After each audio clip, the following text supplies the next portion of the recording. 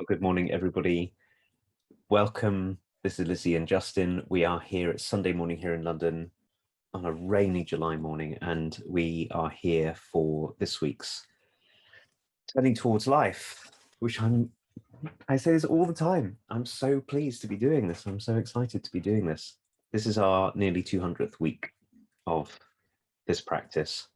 And the numbers just serve Lizzie to remind me what it is to be diligently and lovingly and persistently and all of that in an ongoing practice that I know has been so powerful for both of us. And I just want to say welcome to everyone. Welcome to all of you who are with us in this practice. Lots of people who are with us live on Facebook. Everybody is welcome to do that. We have a Facebook group called Turning Towards Life that you can join, and there's a podcast.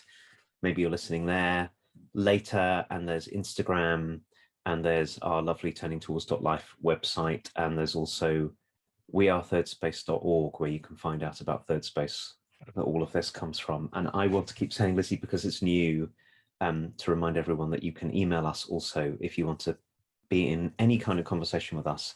Hello at Turning Towards Life. I have to say this properly. I've said it wrong twice now. Hello at turningtowards.life. Will reach us for any Turning Towards Life stuff, and also hello at wearethirdSpace.org will reach us if you're interested in any of the other stuff that we're up to. And I'm looking forward to getting emails. Hello everybody, good morning. And as Justin was saying, it's lovely to be here. It's such an incredible rhythm that this is for me. So today we're bringing a poem that I wrote a couple of weeks ago in response to a person who has come through this year on the PCC. And in the culmination of the year, there's a kind of a development conversation, a conversation for possibility about deepening and wandering into new parts of ourselves that would serve us in a deeper way. And this was one of the things that came out of me in response to a conversation there. So, and maybe the person's listening. So if you're listening, Matt, this is a dedication to you. And we'll see where this goes. It's called I Am the Jelly Wrestler. And hopefully the thing about jelly wrestling will become clear as we go on. I can say a bit of background about it. But really, this is an ode to when we're growing, I think. So here we are. And again, this is dedicated to Matt. I am the jelly wrestler, peeking out from my everyday way of being, this part that I put away long ago for fear of it taking over.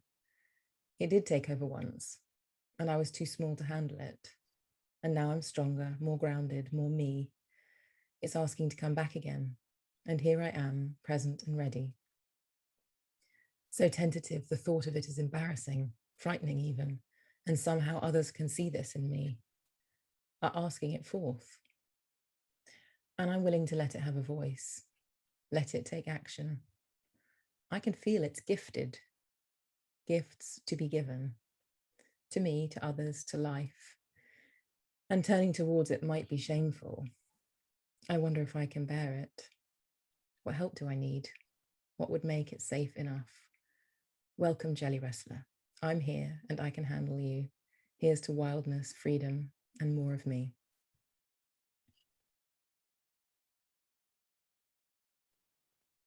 Oh my goodness, it's so fabulous to hear you read that, Lizzie. I can feel all kinds of things happening in me already, moving around because of your words. So I'm going to read this too, with gratitude to you, Lizzie, for writing it, with gratitude to Matt, to being the one who's the inspiration for this, and I'm feeling right now just such deep appreciation for everyone, what it is to be a person. I am the jelly wrestler. Peeking out from my everyday way of being, this part that I put away long ago for fear of it taking over. It did take over once, and I was too small to handle it. And now I'm stronger, more grounded, more me. It's asking to come back again, and here I am, present and ready. so tentative. The thought of it is embarrassing, frightening even. But somehow others can see this in me and are asking it forth. And I'm willing to let it have a voice, let it take action. I can feel it's gifted, gifts to be given to me, to others, to life. And turning towards it might be shameful. I wonder if I can bear it. What help do I need? What would make it safe enough? Welcome, Jelly Wrestler. I'm here and I can handle you. Here's to wildness, freedom, and more of me.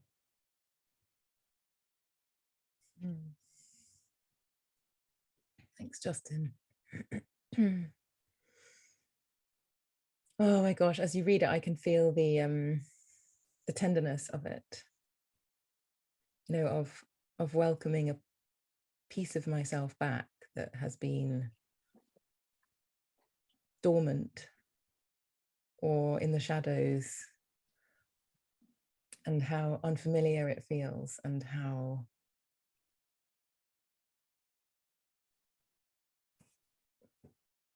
delicate that is, that it's something that I want, but something that I don't know how to be, something that's kind of calling, and something that I will really have to find a way of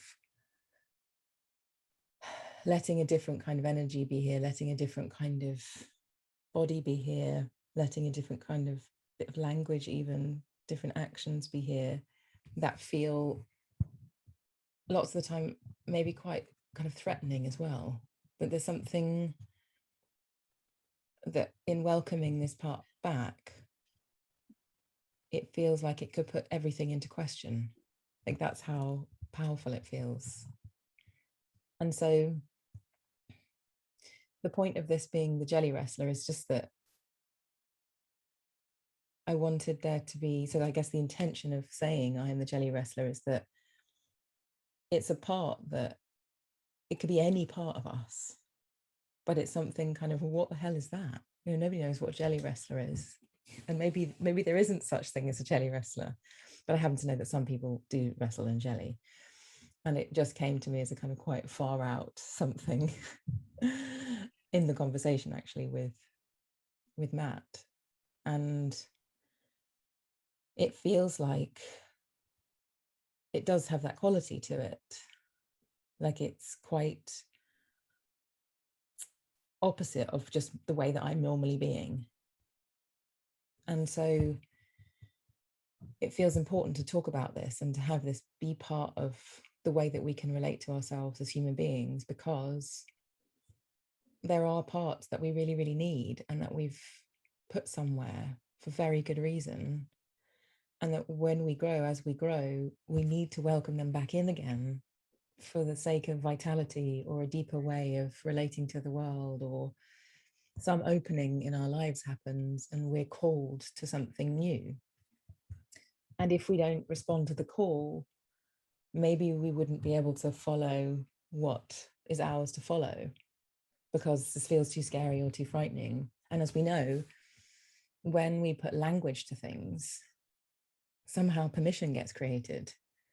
So for me, this poem, when you read it to me, I thought, oh, that feeling of kind of peaking and tenderness is okay. Like when I receive the words, I can feel like it's not as frightening as I thought it was because someone else said it. It's not as frightening as I thought it was because someone else has been through it. You know, it's like an invitation and an articulation of a piece of life that if someone else didn't say it, I might not have the courage to go there because I might have all kinds of things keeping me in the way that I am, all kinds of commitments to myself, to other people that leave me unable to access or be open to this part that's calling forth. So it feels like a really crucial, beautiful, important conversation to be in about all of our parts that we've put away and are asking to come back again. Oh, it was so excellent reading this.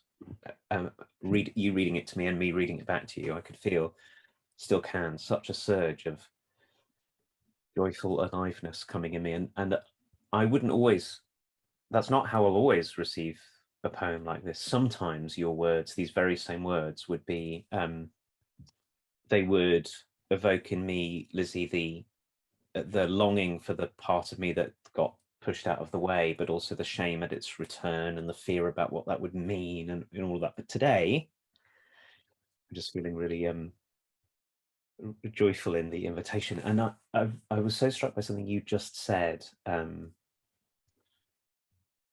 So I noticed in myself that there are, of course, I say of course as if it's obvious, it's maybe not, it's not that obvious. There are parts of me that I know about that are these parts. Like I've talked about my experience with dancing with you on this, in this conversation before. I'm thinking about the time I was about 7 and I went on to play the cello in front of the school assembly, and I'd knocked the cello out of tune and wouldn't play, and I had to run off the stage, and all the parts that got pushed away then. And so there are parts of me that I'm aware of, and sometimes I feel like I can be the one.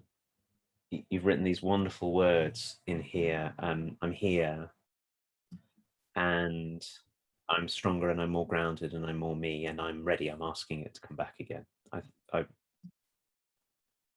when we find ourselves that way, when we realize how much we've grown, and that we've now got the capacity to welcome back, we really can welcome back parts of us that got shunted aside or that were too big for us at the time. It's a wonderful place to be, and I think I'm feeling a lot of that joyful energy this morning in talking to you. I'm also really touched and struck by something you just said, which is it really helps us if we can have people around us. And so then the consequence of this will be, if we can be this way for other people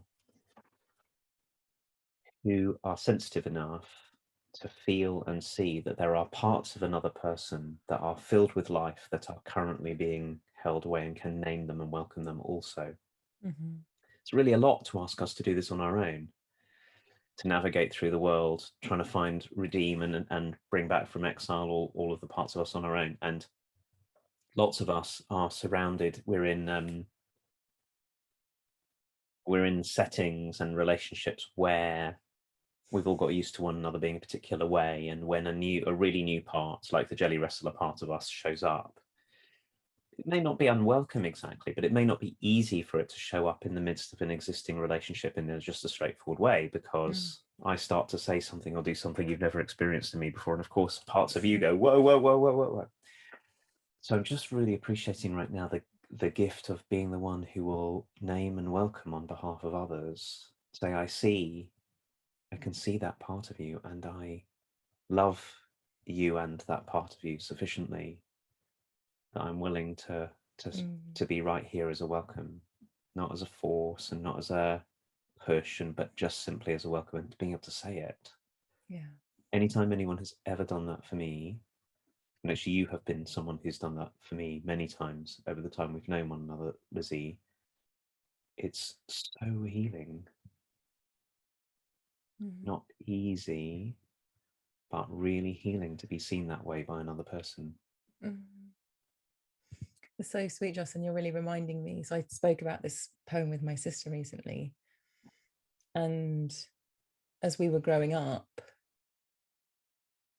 it's funny, in this moment I can see that there's something coming, kind of coalescing for me. You know, when everyone talks about looking back into your life and looking at the ways you were when you were younger and seeing what kind of original gifts you were trying to bear, and they may or may not have been received, but we can have a view on our life and kind of review things to see what I was really trying to do, and see whether that applies now and how we could carry that forward and what could be purposeful about that and whatever. And in this moment, I can feel myself doing that, because as you said, the piece about being a person who can see and welcome something that isn't observable yet by another person, and what it is to be that person. I remember the gift of being with my sister was that I was I was always the one seeing a part of her that was quite obscured. And over our life together, that piece has become less and less and less obscured, which is a kind of lightness and ridiculousness and fun, doing things for the sake of themselves kind of relationship. And it really wasn't easy. And so I would do things with her, like she'd be in such a bad mood and some kind of event would be happening and it would be really serious and everything. And I would do things like insist that I put a huge big one of our dining chairs in the bed with her underneath her duvet. Otherwise, I wouldn't leave her alone. And it was just really stupid. But when we would both end up in the end, after like a huge argument about the chair not being a thing that should go in a bed and, you know, all of the things. And we had rooms that kind of across a corridor from each other. So there was a landing and then our little bedrooms were kind of near each other. So we used to shout from our beds across the landing to each other. So we'd have this big argument and I'd say, keep that chair in your bed. You have to sleep with the chair in your bed. Anyway, and it would, things like this would happen all the time. And in the end, she would end up laughing. And it was like a piece of her that I just knew was there, that her difficulty and her pain wasn't all of her, which at the time she was thinking was. And I feel like somehow this poem and you saying what you just said is reminding me that all the way along, I think there was a part of me that really was dedicated to this, of really, really wondering who someone is. And really my sister was my teacher because I did that with her all the time. Not as a kind of mission, but just because that's what got born out of the relationship. And so she taught me by being open, really open in the end, that my seeing of that part of her had value and it still has value. And so I'm just realizing through this poem that, not that I was conscious of it at the time, but as I look back, I can see that this has always meant something to me. To be a person who looks and goes, I really wonder who you are beyond this kind of whatever drama is here or whatever mask is here or whatever way you're trying to push me away. Like you're trying to do all of this stuff and I'm seeing something beyond the things that you're trying to have me see for your current way of being's purpose to stay intact. So I'm just really newly right now in receipt of that. I've never seen that before. And I feel really grateful to be able to see that. And like I have to sit with that for a while and see what that really means. But I feel really amazed as well as at the kind of connections of this. So this is a poem that I wrote because I was in a conversation with someone this was happening for them. They were seeing something, we were seeing something that was obscured. And now this is coming back to me as kind of showing me something about myself and what my life is really about and what I've been all along. And yet that's not what I have been able to see until now. And then I start going, oh, and I think I did it there, and I think I did it there. So I'm just feeling moved by that at the moment. I'm really grateful to the poem and to the things that we do that have this part of me be honoured. Yep, I'm really pleased you're seeing that because I know that to be true of you. And I think in one way or another, I've known that to be true of you since I first met you, Lizzie. And as somebody, see, I have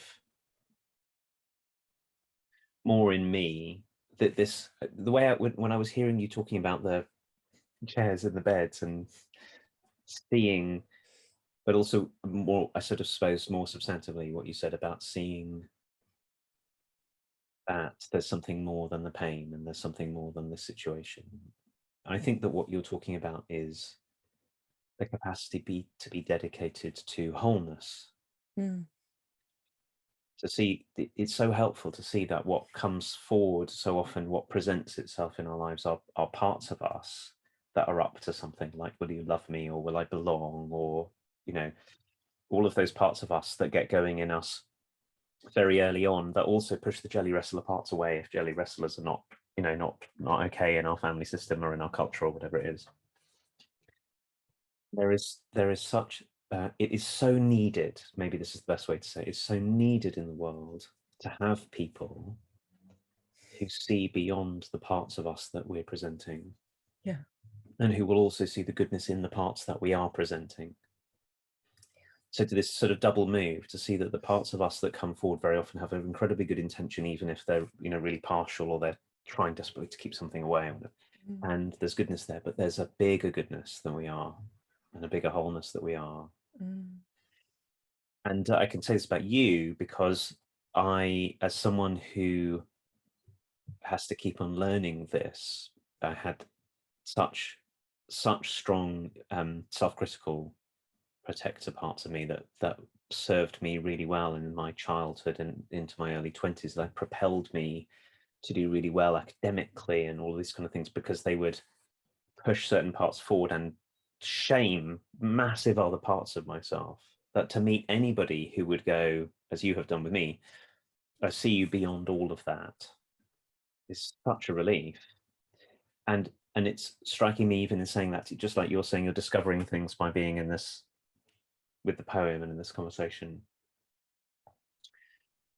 For me, having anybody who would see me, I got really good at doing things, particularly brainy things, really well, and getting recognized for being really good at it. Got really good at that. And in some ways it was excellent and brought lots of possibilities, but it left so much out of me. So to have anybody who was willing to see that there's much more to me than that, and to love me unconditionally for the parts that I don't normally bring forward, which are like the jelly wrestling parts in this poem, is at once extraordinarily healing, incredibly terrifying,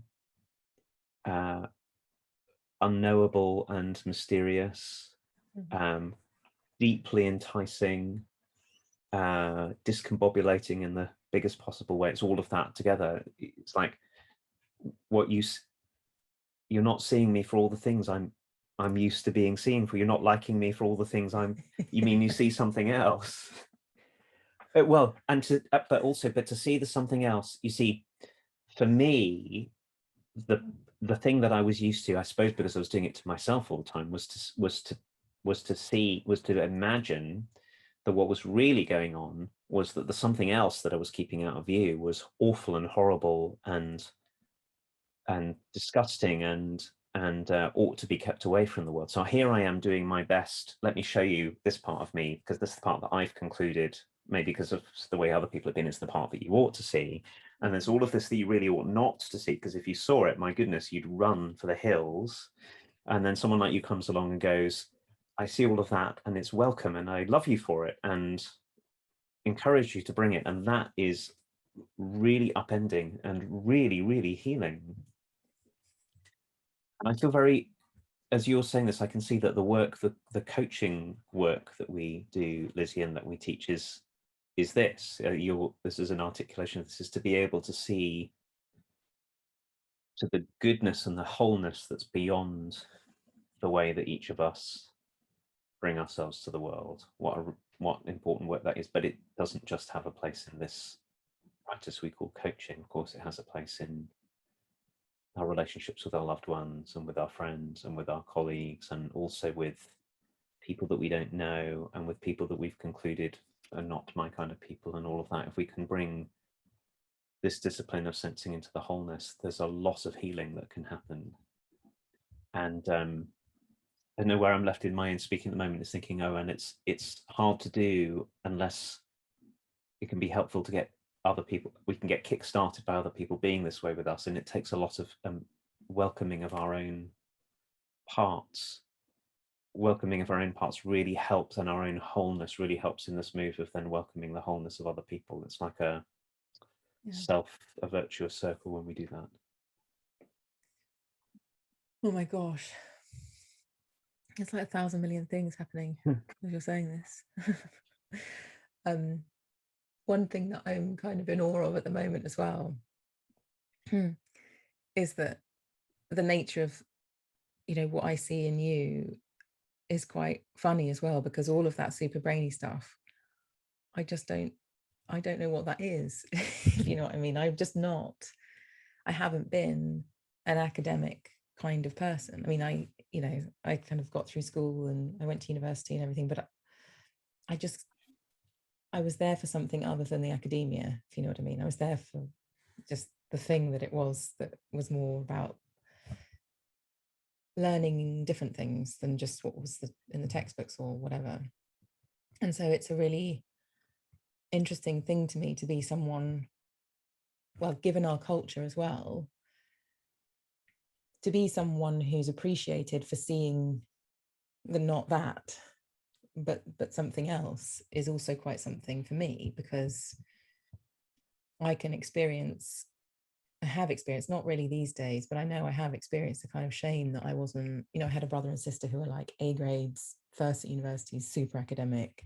And it hasn't been the focus. I didn't have the discipline to kind of do any revision, for example. I mean, I literally don't think I've ever revised in my life because I just couldn't make myself do it. So, you know, there's all kinds of self-criticism that has come from that, of being a procrastinator and being someone who just can't read something from start to finish and do it properly, and, you know, all of that. And so then to be in a relationship with you, and you have all of the kind of academic brilliance that you have, which I deeply appreciate. I also, because I don't really know what it is, everything else to me about you is like completely visible. Like your deep kind of wholehearted capacity to relate to other human beings, and the kind of kindness that you are, and the kind of dedication to there being less suffering because of the actions that you take and the words that you use. Like all of that for me is like basically what I'm in receipt of all the time. And there's this background of like, I know you're really, really clever, and I know, you know, when things go wrong technically or something needs to be built, you are just like proper genius. And I deeply appreciate that part, but it just feels like an equal part to the other parts, rather than the part that needs to be appreciated about you. And I loved the way that you said it, that when people don't buy into the parts that we have on our little stall, I think we were talking about that last time as well, like we've got a little display unit of who I want you to relate to me as, based on my preferences of what I'm comfortable with and what I'm not comfortable with. When someone goes to the stall holder rather than the stall itself and looks there, they'll find something other than what's on display. So the way that I'm managing the image of me that you see by doing the things that I do and saying the things that I say, you have the capacity to see beyond that to a deeper, more kind of wide place that includes those things, but is not limited to those things. That just feels like really, really important in this moment. I'm just seeing like, my gosh, you know, there's so much, what's the word? You know, like when something's going on and you don't want someone to look. So you say, oh, look, there's a plane. You know, it's like, and then the person kind of looks away. There's so much of that going on. And if we could be a person that goes, oh yeah, no, I can hear the plane, but I'm going to carry on looking to the person who's pointing at the plane and wondering what this one is, and feeling into that and seeing people. It's such a different way of being than just to be hooked around by someone's self-image management system, which is we just have this super sophisticatedly down in our lives, because we're managing what people see and what people don't see all the time. So I'm just in real appreciation of the way that you said that, and how, what if that's what and it feels true to say we are a dedication to that, to seeing beyond what you would have me see if you had things your way, from a kind of fearful, worried about your self-image kind of sense of yourself. And if we can be safe enough places for the things that aren't able to be brought forth, to be seen, to be welcomed, if we can be safe enough for that to happen, It's just a different game. It's a different world. It's a different interaction. It's a whole different set of possibilities arise. Well, I'm sort of feeling mindful of where we are time-wise in our conversation, and just wanting to say mostly the biggest yes to everything that you just said. And I'm taken very much by the return that you just brought us, Lizzie, about the stall that we set out in front of ourselves. To keep on where I'm leaving this conversation is in this wondering about what is it to honor the stall that we set out, that other people set out, and to be the ones who turn towards everything that is beyond that in welcome. And I'm also something that happened for me as you were talking was I got sort of called into bigger frames of this, like how much of the way that we run our family lives, but our institutions and our societies comes from because we're hooked up. We're so hooked on only seeing the stall that people leave out. Like, what if the question of how young people are supported in school to participate in school in a way that takes care of one another doesn't come from trying to squish down the protector parts that has people behave in particular ways, but honor the bigness that there is behind. Or how about if we came at problems on the scale of society in that way? And how about if we approached injustice or climate change from the point of view of bringing forth one another's wholeness and encouraging forward what have not yet had the space to be wrought, that could bring the jelly wrestling creativity and kindness and possibility and imagination into the world, rather than being caught up in what's just sort of out in front of all of us. It's really, I feel like my horizons have just got blown open really wide by this conversation and that wondering.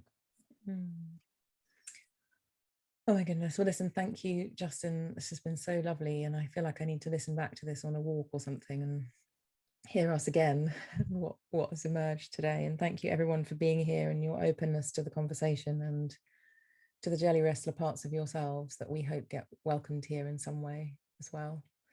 And we will be back next Sunday with another excellent source, no doubt. And just thank you for being with us, and thank you, Justin, for following the threads with me like this. It's beautiful. So welcome. Thank you, everyone.